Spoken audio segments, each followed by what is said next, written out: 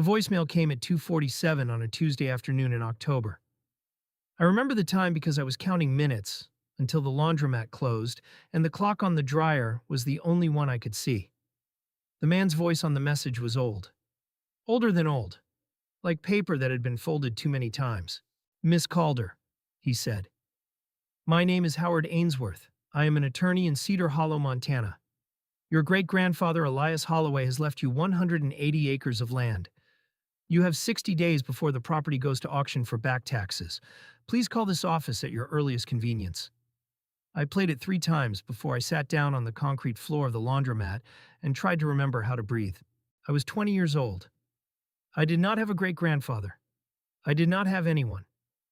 This is a fictional story inspired by the real journeys of those who have searched for home in the small towns of the American West. The names and places have been changed. My name is Renly Calder. Everyone called me Ren. I had a brother named Tobias who was 8 years old, and he was the only person in the world who belonged to me. He was sleeping in a plastic chair by the front window of that laundromat in Spokane, Washington, with a fever of 101 and a paperback book about dinosaurs open on his chest.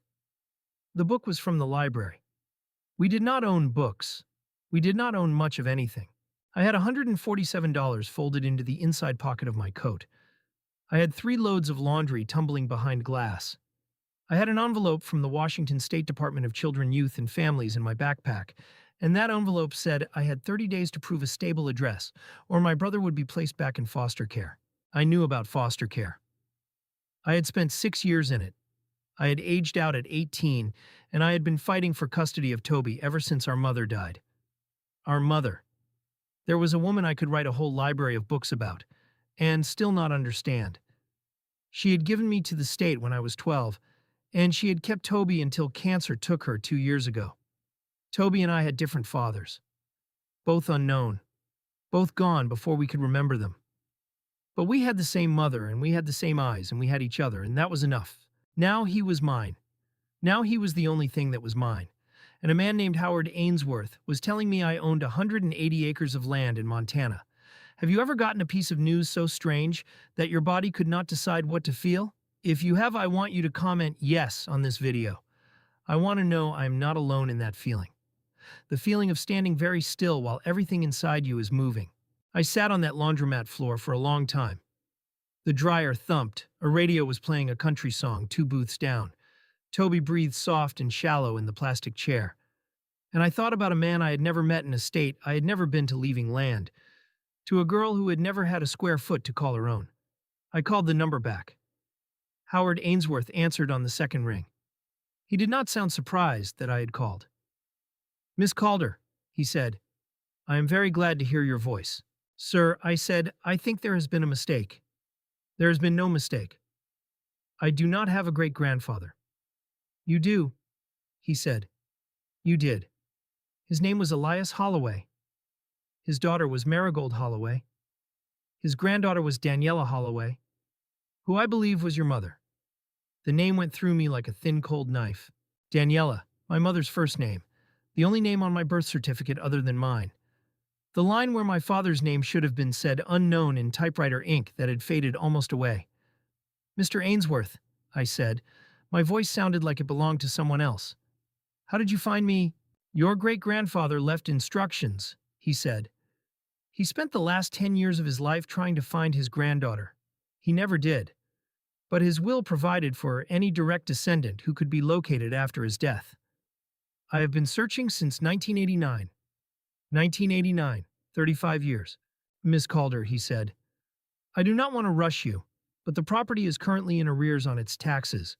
If we do not file the inheritance paperwork by December 15th, the land will be sold at county auction. I would very much like for that not to happen." I looked at Toby in the plastic chair. His mouth was open a little.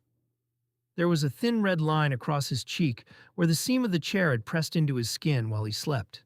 "Mr. Ainsworth," I said, "I do not have money for a bus ticket to Montana." There was a long pause. "Miss Calder," he said, "I have been authorized by the estate to send you what you need." The Greyhound left Spokane at 9:47 that night. I had 2 duffel bags, 1 backpack, a sleeping boy on my shoulder, and a paper bus ticket that smelled like the ink of the machine that printed it. I had used 11 of my $147 to buy us sandwiches and apple juice from the gas station next to the bus station. I had spent another 6 on cold medicine for Toby.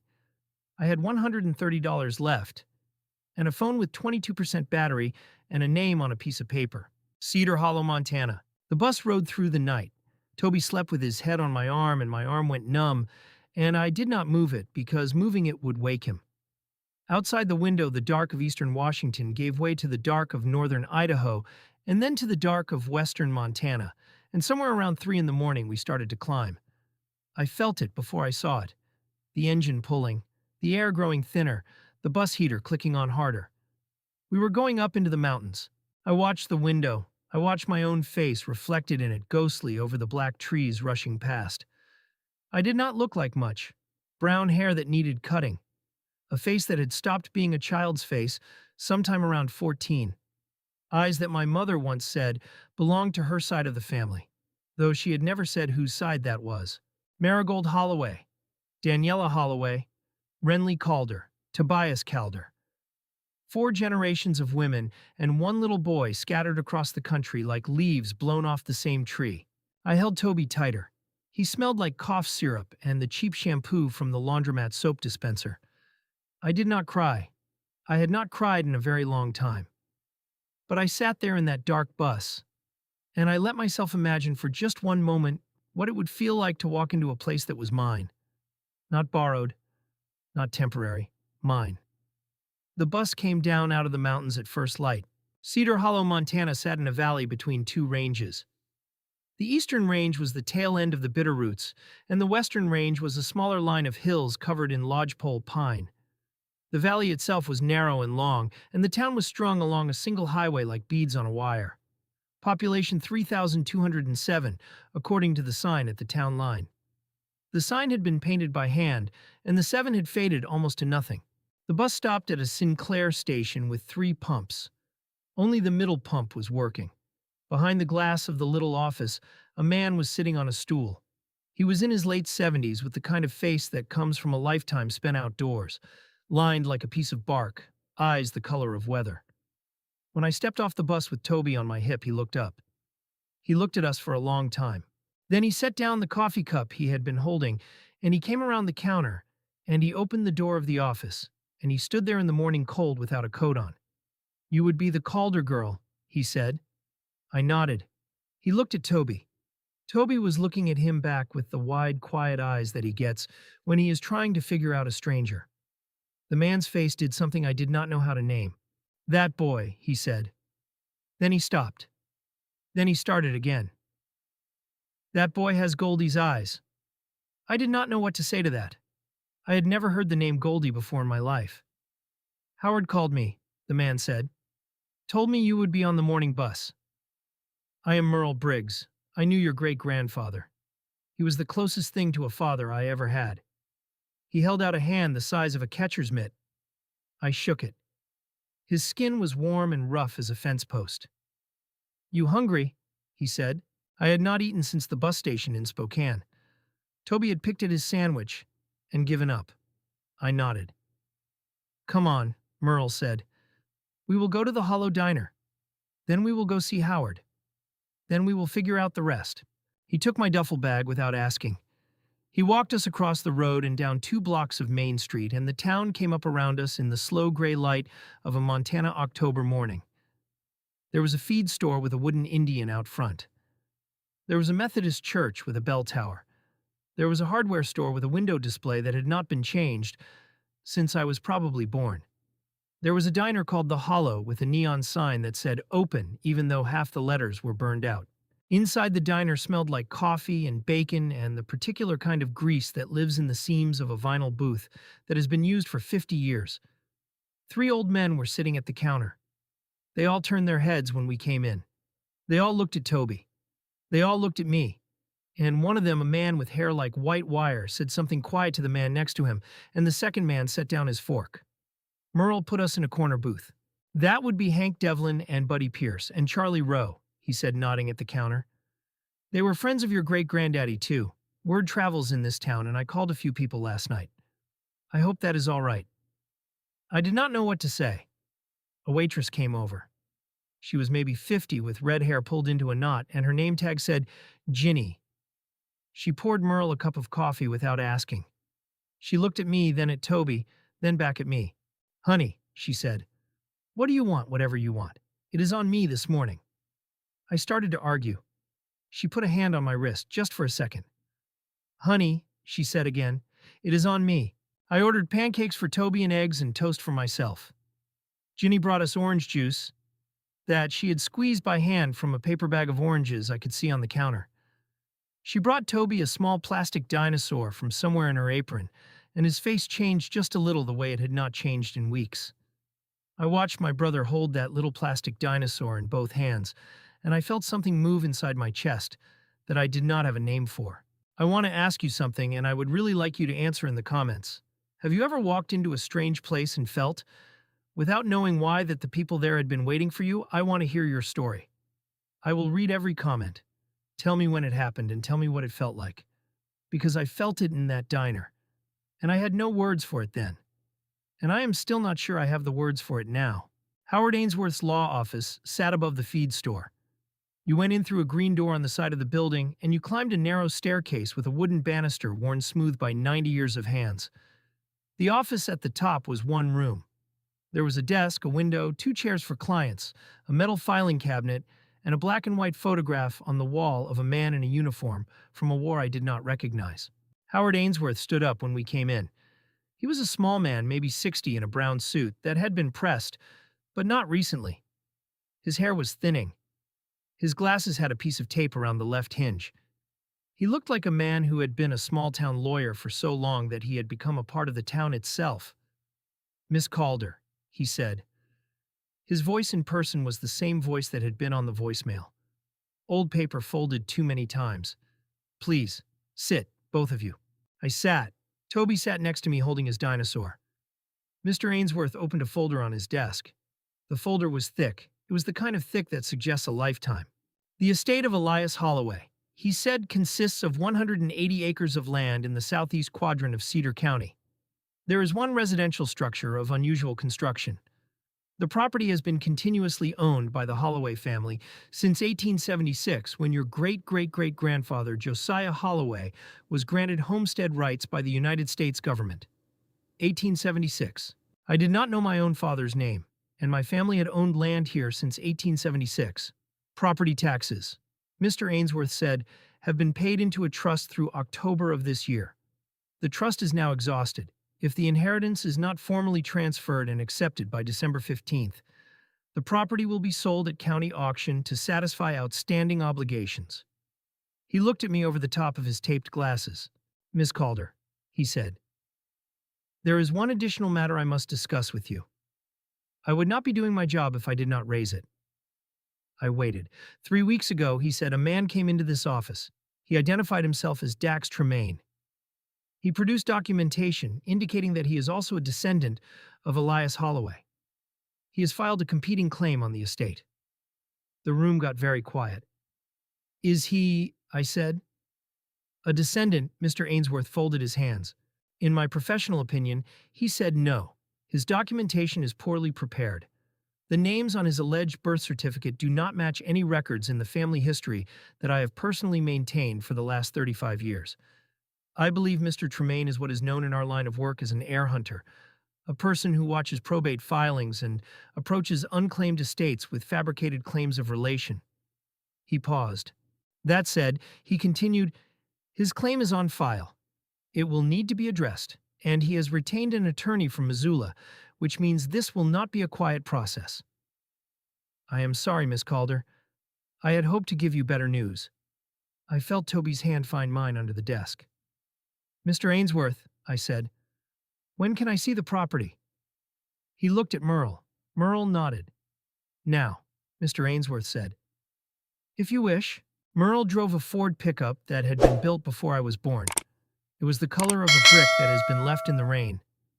The bench seat had a wool blanket thrown over it, and there was a rosary hanging from the rearview mirror that I later learned had belonged to his wife, who had died of breast cancer in 2011. We drove south out of town on a state road that narrowed steadily until it was only 1 lane wide. The hills closed in on either side. The pavement gave way to gravel, and the gravel gave way to dirt, and the dirt gave way finally to a track that was barely a track at all, just two parallel grooves running between walls of pine. Used to be the rail line came through here, Merle said. He had not said much in the truck. He was a man who used words the way a careful carpenter uses nails. Logging operation end of the 1800s. Closed in 1923. Tracks are still down most of the way. Forest grew up over them. Most folks in town do not even remember they are there. The truck shuddered up the last grade and came out into a small clearing. Merle stopped. He killed the engine. The silence that came rushing in to replace the sound of the truck was so deep that I could hear the blood in my own ears. "This is as far as the truck goes," he said. "From here we walk." I got out. I lifted Toby down from the cab. The air up here was cold and thin and smelled like pine sap and old leaves and something else I could not place. Stone. The air smelled like stone. Merle pointed. "Tracks run east through that gap," he said. "About a mile in you will come to a canyon. The house is in there." "The house," I said. He looked at me. "The house Elias built," he said, with his own two hands. It took him 11 years. I want you to hold something in your mind right now. I want you to imagine being 20 years old with $130 to your name and a sick little brother and an envelope from a government agency telling you that you are running out of time. Imagine standing at the edge of a forest you have never seen in a state you have never been to, being told that a man you never knew spent 11 years of his life building a house, and that the house is yours. If you can imagine that, please tell me in the comments how you would feel. I am asking because I want to know if what I felt was strange, or if it was the most ordinary thing in the world.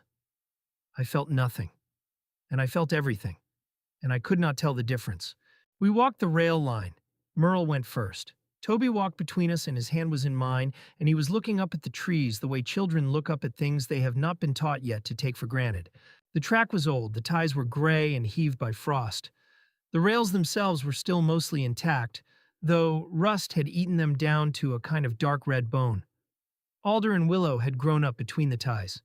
We walked beside the rails on a kind of footpath that had been worn down, I realized by Merle himself year after year going in and coming out. After a half mile, the grade tilted upward, and the trees pressed closer, and the sky narrowed to a pale ribbon overhead. After another half mile, the trees gave way to stone. The track curved north around a long shoulder of rock, and when we came around it, the world changed. The walls on either side of the track rose straight up. Limestone, pale gray, streaked with darker mineral. Maybe 70 or 80 feet high. The track ran through the middle of the gap, like a thread through a needle's eye. Sound did something strange in there. Our footsteps came back to us off the cliff faces, with a small soft echo as though the canyon was speaking under its breath.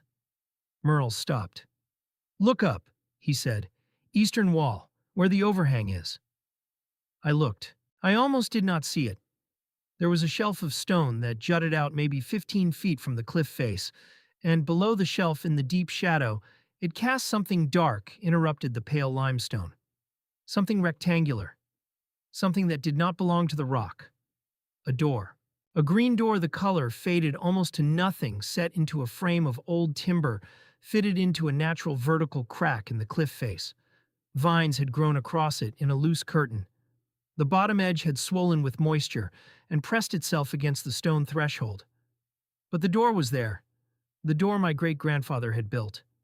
I stood in the middle of the rail line with my brother's hand in mine, and I looked at that door for a very long time. 60 years old, that door, Merle said quietly. He hung it in 1963. I helped him carry the timber up the line. We were both young men then. I could not speak. "Go on," Merle said. "It is yours." I crossed the rail bed. I climbed the small slope of fallen rock to the base of the cliff. I pushed the vines aside. The door was solid under my hand. I found the iron latch, the bar and bracket kind surface, rusted, but not corroded through. Merle had brought a small can of penetrating oil in his jacket pocket. He gave it to me without a word. I worked a few drops into the latch. I lifted the bar. The door resisted. I pulled steadily, not sharply, and it broke from the swollen sill with a low groan that the cliff walls threw back at me from both sides. Cool air came out. Not cold. cool and still. And it smelled like time, like dry wood and old wool, and the faint sweetness of something I would later realize was the inside of a beeswax-rubbed table. I stepped inside. The room was bigger than the door had suggested. The front wall was timber-framed and fitted tight to the cliff face on both sides. The back wall was the cliff itself, raw stone uncut running in a rough vertical plane. The floor was tongue-and-groove pine, hand-planed, the marks of the plane still visible in long, even strokes across each board. There was a workbench bolted to the stone wall on the right. A row of hand tools hung on a board above it, each one in a square-cut peg.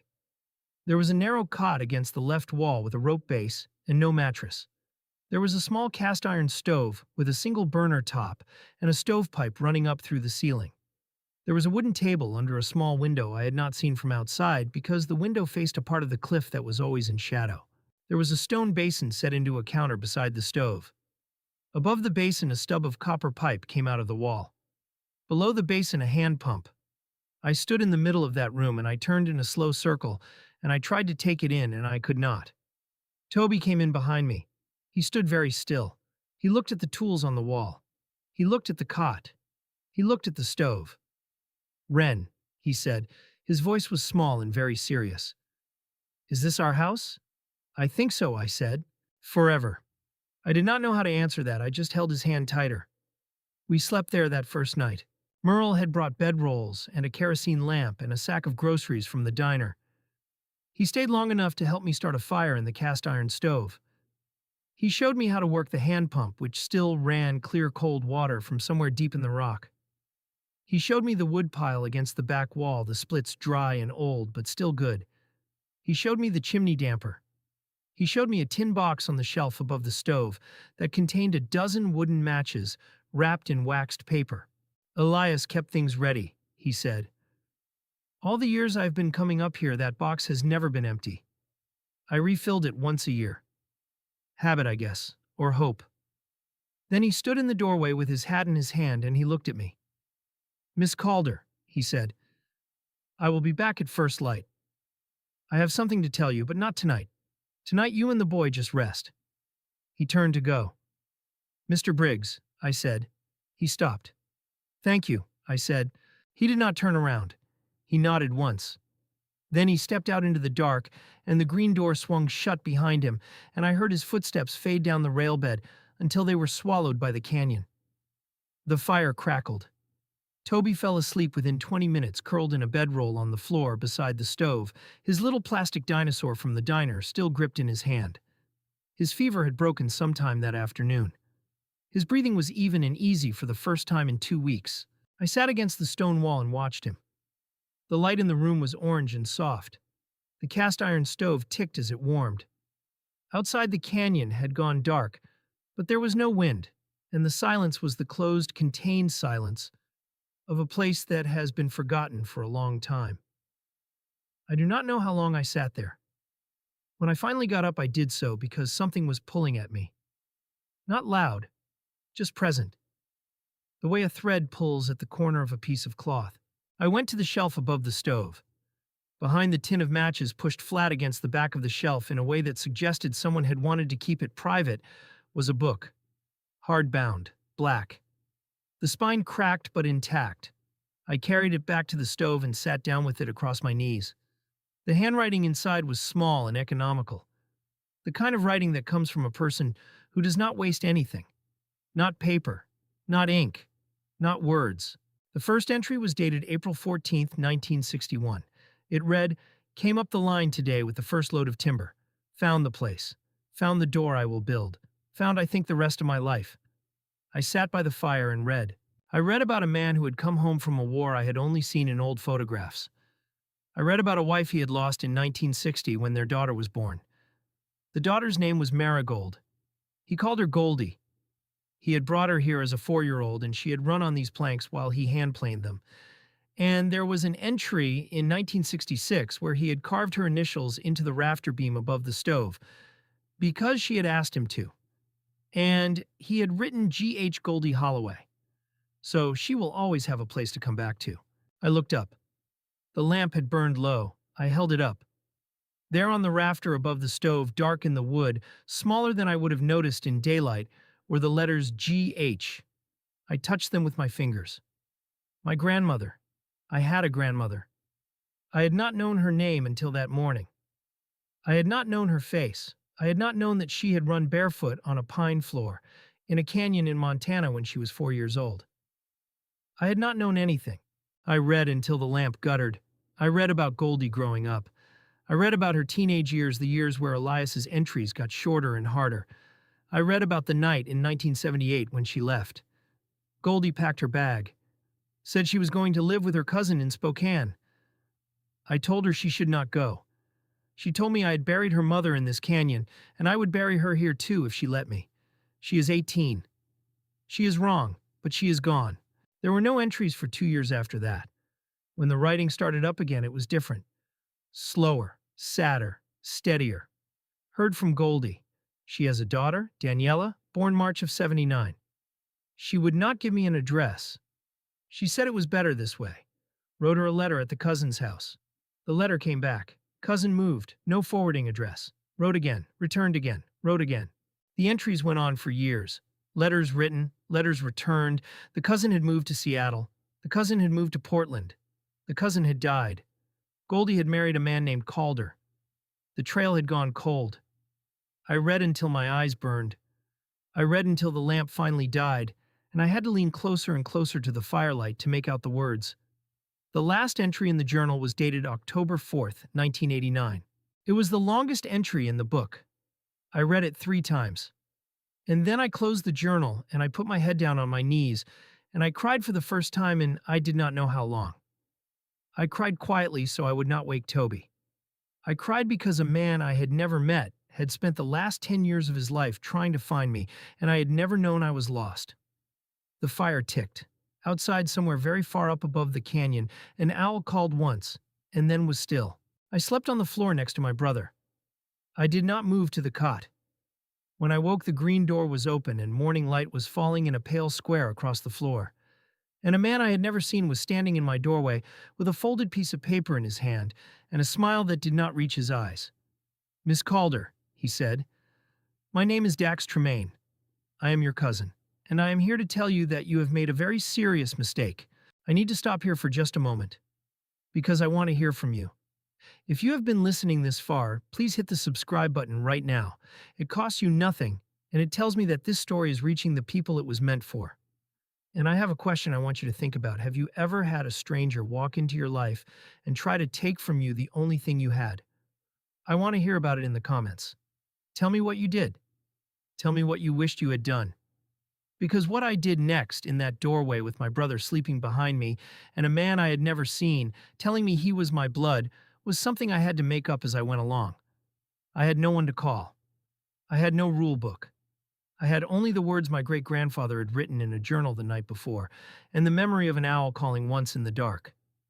Now let me tell you what happened next. Dax Tremaine was tall. He was maybe 45 years old. He had the kind of face that has been handsome once and is now trying to remember how. He wore a wool overcoat that looked expensive and city shoes that were not made for walking a railbed in October. His hair was dark and slick. His teeth were very white. He smelled like cologne and cigarette smoke. Behind him on the railbed stood a deputy sheriff in a brown uniform. "Miss Calder," the deputy said. He was younger than Dax, maybe 30, and he looked uncomfortable. "I am Deputy Halloran with the Cedar County Sheriff's Department. I have been asked to accompany Mr. Tremaine onto this property while he serves notice of a competing claim." I stood in the doorway. My back was against the doorframe. My right hand was on the latch. My left hand, in the pocket of my coat, was wrapped around the small folding knife I had carried since I was 17. I was not going to use it. I knew that. I just needed to hold something. "Mr. Tremaine," I said. My voice came out steadier than I felt. "I am going to ask you to step back from my door." Dax smiled. It was the kind of smile a man practices in a mirror. "Now, Renly," he said, "we are family. There is no need to be like that." "Step back," I said. He stepped back. Half a step. The deputy looked at him and he stepped back the rest of the way. I came out of the doorway. I pulled the door shut behind me so that Toby would not wake to the sound of strangers' voices. I stood in front of it with my arms crossed over my coat, and I looked at Dax Tremaine, and I waited. He held out the folded paper. "This is a notice of competing claim," he said. "I have filed in probate court in Missoula. I am the grandson of Elias Holloway's brother William Holloway.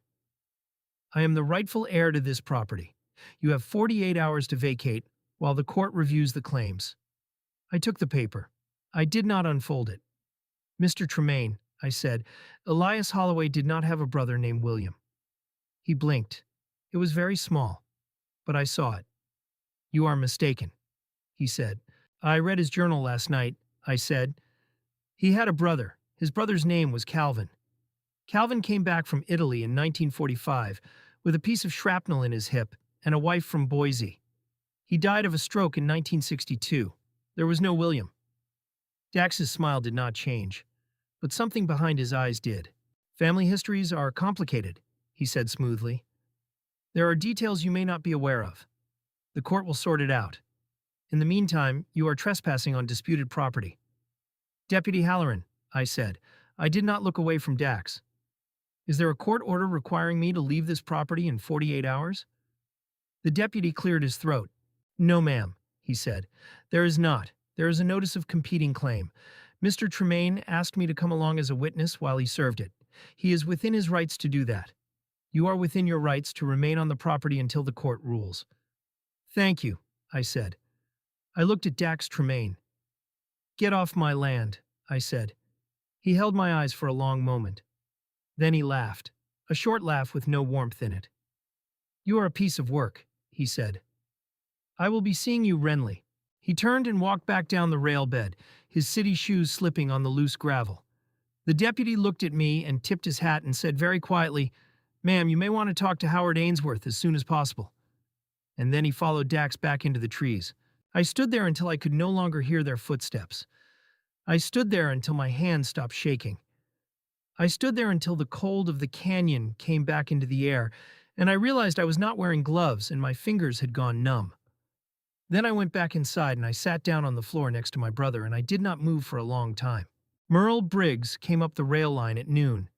He had a paper sack of groceries and a thermos of soup, and the look on his face of a man who had heard things in town that he did not like. "Halloran told me," he said. "He set the groceries on the workbench. I drove out the minute I heard." "Are you all right?" "I am all right," I said, "and the boy, he slept through it." Merle sat down on the edge of the cot. He looked at his hands. "Renly," he said. It was the first time he had used my first name. "I told you last night I had something to tell you. I am going to tell you now." I waited. "Elias and I knew each other from 1954 until the day he died," he said.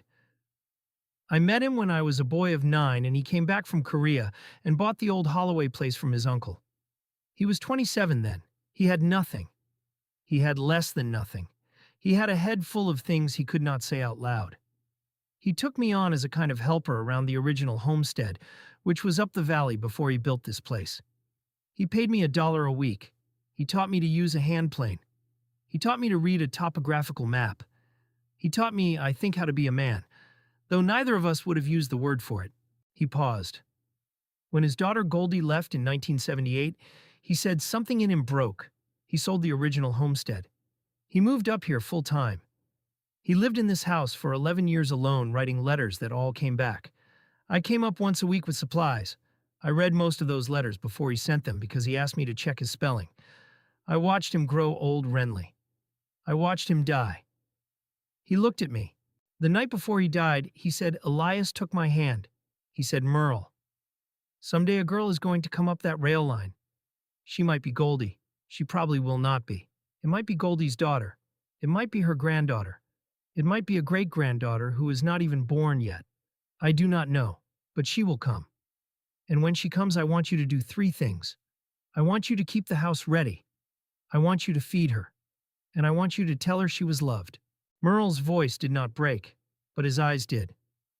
"I kept the house ready," he said, "for 35 years. I came up every spring and every fall. I fixed the roof when it leaked. I refilled the matchbox. I oiled the latches.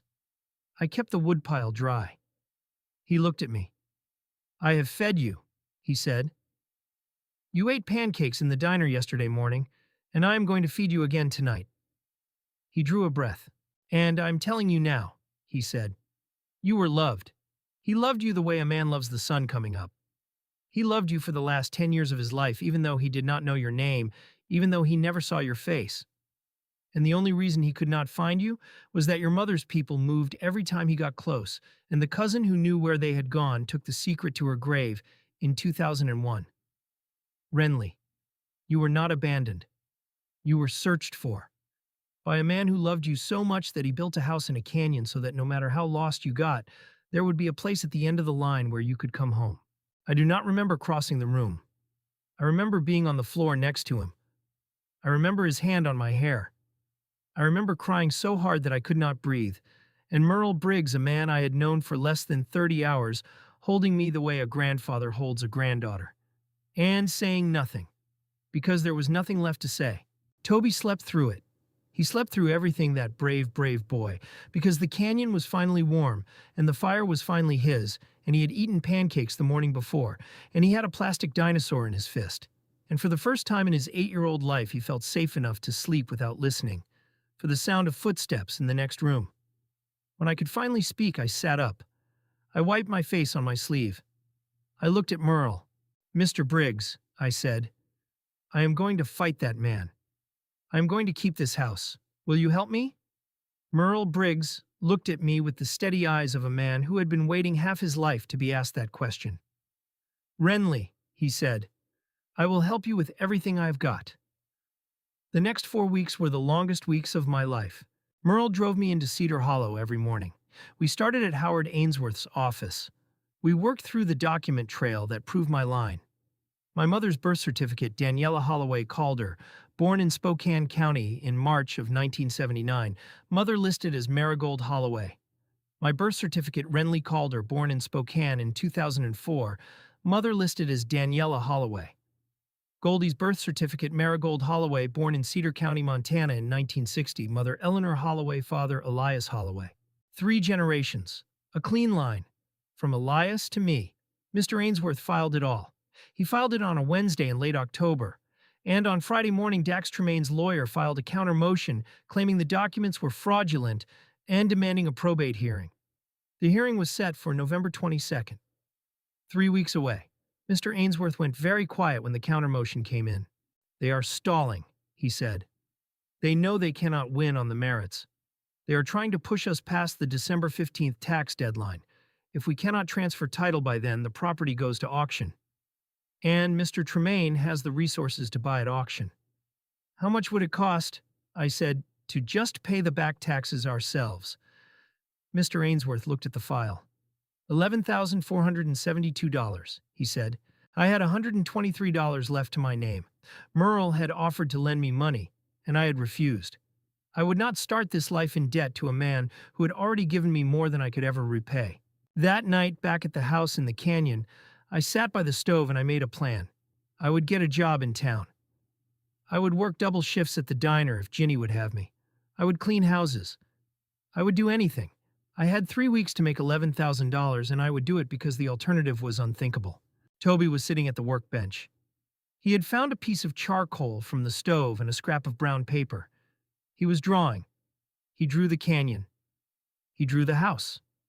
He drew 3 figures standing in front of the house. Me, him, and a third figure smaller with hair like wire and a hand on his shoulder. Who is that? I said. Mr. Briggs, he said. I sat next to him and I watched him draw. The next morning, Merle picked us up early. He had a different look on his face, steadier, like a man who had decided something. Renly, he said. There is someone you need to meet. He drove us north this time, up the valley over a low pass and across the state line into Idaho. We stopped in a small town called Coeur d'Alene, in front of a brick house, with a green porch and a maple tree in the front yard turning gold in the October sun. The door opened before we knocked. The woman who stood there was 68 years old. She was small. Her hair was silver-cut short. She wore a cardigan the color of a robin's egg. Her eyes were exactly the color of mine. She looked at me. She put one hand on the doorframe. "Oh my God," she said. "Oh my God. Goldie." Her name was Odette Holloway. She was Elias's brother, Calvin's daughter, born in 1956, 6 years before Calvin died of a stroke at his kitchen table in Boise. Odette had been raised by her mother and had only learned about her uncle Elias when she was in her 20s. She had visited Cedar Hollow once in 1981. She had met Elias. She had not known about Goldie's running away until years later. She and Merle had been in contact ever since the will was filed. She was my great aunt. She was the only living relative I had besides Toby. She made us lunch, tomato soup from a can, and grilled cheese sandwiches on white bread and pickles from a jar, and she set the table with cloth napkins and water in glasses with ice in them, and Toby ate 4 sandwiches and asked for more, and she made them for him without saying anything about how thin he was, because she was the kind of woman who saw everything and said only what needed to be said. After lunch, she brought out a photo album. It was leather. It had been her mother's. The first photograph was of Calvin Holloway in his army uniform in 1943. Beside it, a photograph of 2 boys, 8 and 10 years old, standing in front of a barn, Calvin and Elias. She turned the page, a photograph of a young man in a graduation gown, Elias the year before he shipped out to Korea. He looked young, so young, like a boy. She turned the page, a wedding photograph, Elias and a slim dark-haired woman with kind eyes, Eleanor Holloway, my great-grandmother. 1959. She turned the page, a photograph of a baby in a christening gown. Marigold Holloway. 1960. Goldie. She turned the page, a photograph of a girl maybe 17 with brown hair to her waist, standing in front of the green door of the house in the canyon. The photograph was black and white, but I knew her hair was the color of mine. I knew her eyes were the color of mine. I knew everything about her because I was looking at my own face from 47 years ago. That was Goldie, Odette said quietly. 1977. The last picture Elias ever took of her. I held the album in both hands. I could not stop looking at the girl in the photograph. I had spent 20 years of my life believing I had come from nowhere, believing I had been built out of accidents and disappearances, believing that the reason no one had ever shown up to claim me was that there was no one to come. And here in a brick house in Idaho on a Saturday afternoon in late October, with my brother eating his 5th grilled cheese sandwich at a kitchen table I had never sat at before, I was looking at a photograph of my own face. I had a family. I had always had a family. I want you to think about that. I want you to hold it in your mind. Have you ever, after years of believing you were alone, discovered that you were not? That somewhere, in some place you had never been, people knew your face before they ever met you. People had said your name in their prayers. People had kept a porch light burning for you for decades. If you have ever felt that, please tell me in the comments. I want to hear it. The whole world needs to hear it. Because the loneliest thing a person can carry is the belief that they came from nothing. And the most healing thing a person can learn is that they did not. Odette closed the album. She looked at me for a long moment, the way a person looks at something they have been deciding whether to say. Then she got up. She went into the back bedroom. She came out a minute later with a single folded sheet of paper.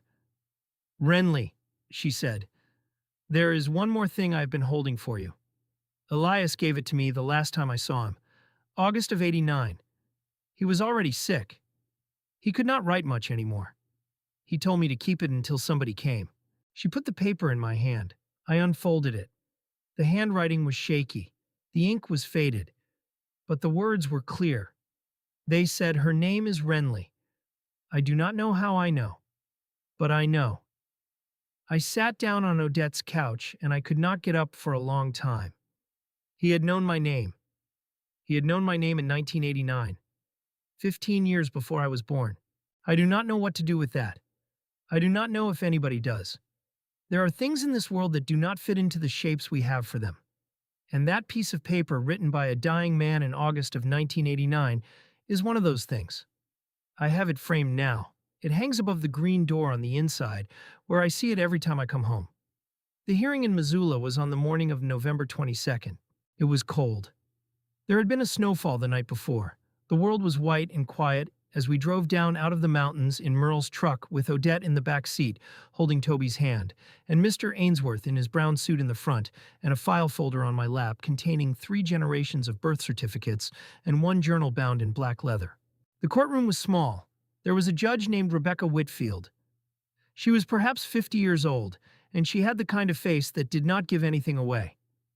There was a clerk. There was a court reporter.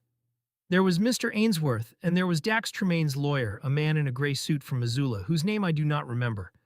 And there was Dax himself in the same wool overcoat, sitting at a table on the other side of the room, not looking at me.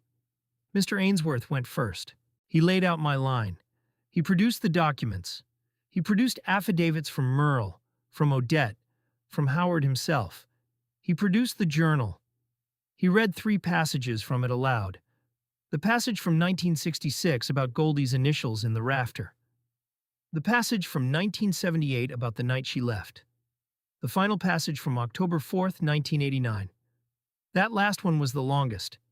It was the one I had read 3 times by lamplight on my first night in the canyon. It was the one in which Elias had written, "I am tired now. I do not think I have much time. I have heard from a man who used to work with Goldie's cousin that Daniela, the granddaughter I never met, is growing up somewhere. I do not know where. I do not know what she looks like. I do not know if she will have children of her own one day. But if she does, if any child of mine ever finds this place, if she ever opens that green door, I want her to know one thing. I want her to know it before she knows anything else. She was loved. She was loved by a man she never met in a canyon she has never seen before her parents were even born. The land is hers. The house is hers. But more than any of that, the love is hers. It has been waiting in this canyon for her since 1961. It does not know how to stop. Mr. Ainsworth's voice did not break, but mine did, sitting at that table listening. Then Dax Tremaine's lawyer stood up. He spoke for 40 minutes. He produced his own documents. He claimed that William Holloway had been a third Holloway brother born in 1926 who had moved to Nevada in the 1940s and whose descendants had only recently learned of the Cedar Hollow property. He produced a birth certificate for William Holloway. He produced a marriage license. He produced a birth certificate for Dax Tremaine, claiming William as his grandfather. The documents looked good. They looked very good. I felt my stomach turn over. But then Mr. Ainsworth stood up again. "Your Honor," he said, "may I approach the bench?" The judge nodded. Mr. Ainsworth carried a folder forward. "Your Honor," he said, "I have here a certified copy of a criminal conviction filed in the District Court of Sweetwater County, Wyoming, in May of 2019. The defendant in that case is Daxton Joseph Tremaine. He was convicted of 3 counts of fraud relating to inheritance claims. He served 22 months in the state penitentiary at Rawlins. The presiding judge in that case included in her sentencing remarks the following observation, which I will read into the record." He cleared his throat. "Mr. Tremaine," he read, "has demonstrated a particular pattern of targeting estates of elderly rural decedents whose families have become geographically dispersed. He produces documentation of remarkable quality and depth. The court strongly urges any future probate jurisdiction encountering Mr. Tremaine's claims to subject said claims to forensic document analysis." The courtroom was silent. Mr. Ainsworth turned very slowly and looked at Dax Tremaine. Dax was looking at the table. The judge looked at Dax's lawyer. "Counsel," she said, "were you aware of your client's prior convictions?" The lawyer was opening and closing his mouth. "Your Honor," he said. I was not informed of." "I see," the judge said. She turned to Dax. "Mr. Tremaine," she said, "I am going to do something I rarely do. I am going to take a 15-minute recess.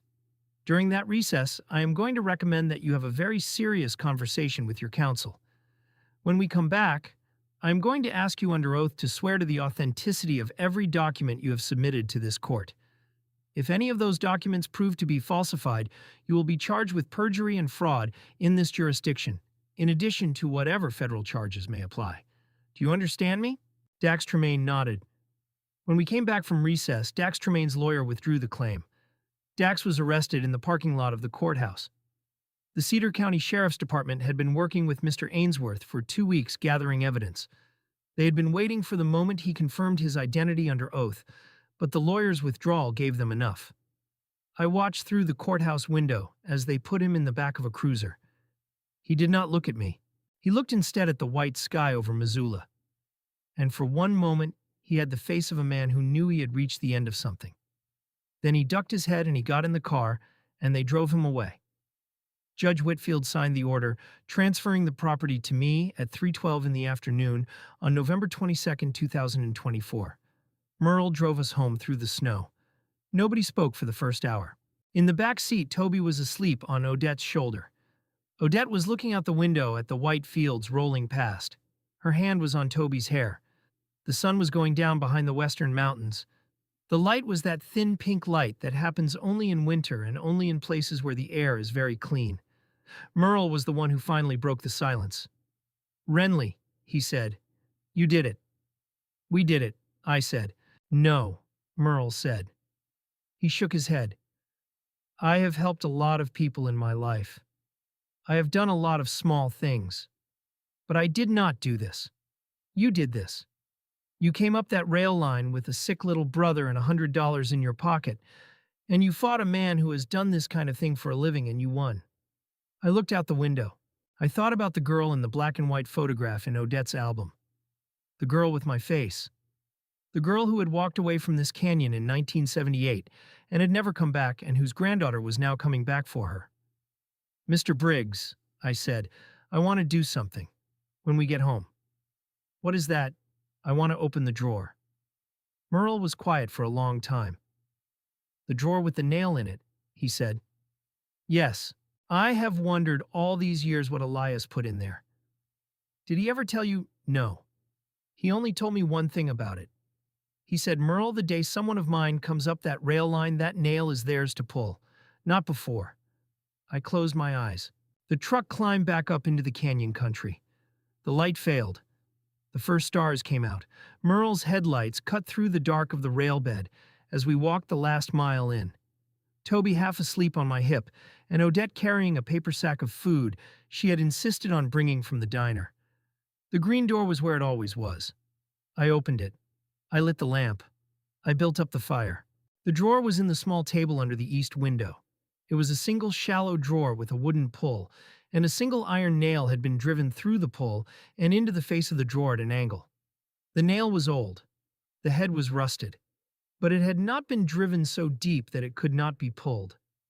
I sat down in front of the drawer. Odette sat next to me on the floor. Toby came and sat in my lap. Merle stood behind us with his hat in his hand. I put my fingers around the head of the nail. "I want you to pause with me here for 1 second. Because what happened in the next 2 minutes was the moment my whole life turned over. And I think it deserves more than just to be read.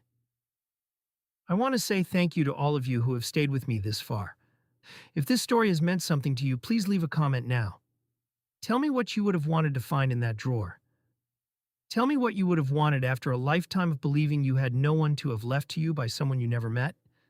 Because what I found in that drawer was something I did not know a person could be given. Now let me show you what it was." The nail came out. It came out slowly. I had to wiggle it. But it came out. And I set it on top of the table. And I pulled the drawer.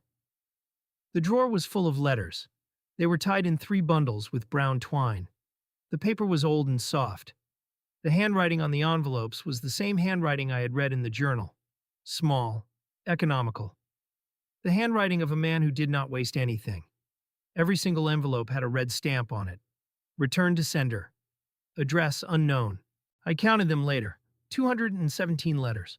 217 times a man had sat down at a kitchen table in a canyon in Montana and had written to a daughter who had run away, or to a granddaughter he had never met, or to a great-granddaughter whose name he did not yet know. 217 times he had walked them down the rail line to the post office in Cedar Hollow. 217 times the postmaster had handed them back to him. 217 times he had carried them home and put them in this drawer and gone to bed alone. Underneath the letters, wrapped in a square of soft red cloth, was a small velvet box. I opened it.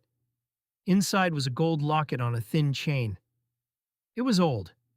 It had been polished once and not since. I turned it over in my hand. On the back, engraved in letters so small I had to hold the lamp close, were the words, "For the one who finds her way home." Underneath the velvet box, in a roll of newspaper from October of 1989, was a stack of cash. I counted it later. $8,400. Underneath the cash was one final envelope. It was sealed. It was not addressed. I opened it with trembling hands. The handwriting was different. Larger, less steady. The handwriting of a man who was dying. My dear, if you are reading this, you have found the house. That means you needed it. That means somebody loved you enough to put you on the path that led you here. Whoever that person is, thank them for me. I'm sorry I could not find you. I tried. I tried for 10 long years. The world is bigger than a man with a pen in a post office can reach. I want you to know 3 things. 1. The land is yours, free and clear. The deed is in the desk at Howard Ainsworth's office. The taxes are paid through this October. After that, the cash in this drawer will see you through the worst of it. Use it. Do not save it. It is for you. 2. The locket belonged to my wife, Eleanor. She wore it on our wedding day. I had the words put on the back the day Goldie was born because I wanted my daughter to have it someday. She left before I could give it to her. It is yours now. Wear it. Or give it to your daughter, or your granddaughter. Pass it down. That is what love does. It moves. 3. Do not let what I lost teach you to lose. I lost my daughter because I was too proud to follow her to Spokane when she left. I told myself she would come back. I told myself I was giving her space. I told myself 1,000 things and every one of them was a lie. I should have gone after her. I did not. By the time I changed my mind, the trail was cold, and I spent the rest of my life writing letters that came back when I should have spent it knocking on doors. Do not be like me. If you love somebody, go. Get in the truck, drive, knock on the door. Do not write letters that come back. Knock until somebody answers. I loved you the way an old man loves the sun coming up. I knew it would, and I knew I might not be there to see it, and I loved it anyway. Welcome home. Your great-grandfather, Elias Holloway. I read the letter once. I read it twice. I held it to my chest, and then I cried in a way I'd never cried in my life. I cried for the girl in the black and white photograph who had walked away and never come home. I cried for the man who had built a house in a canyon and written 217 letters into the silence. I cried for my mother, Daniela, who had died not knowing any of this. I cried for myself, the 12-year-old girl in foster care who had believed she came from nothing. I cried for Toby, who had a great-great-grandfather now, even though that great-great-grandfather had been dead for 35 years. I cried, and Odette held me, and Merle put one hand on my shoulder and one hand on Toby's. And we sat on the pine floor in the orange light of the cast-iron stove, and the wind moved through the canyon outside, and we were not alone. Winter came hard that year. The first heavy snow fell on the 7th of December.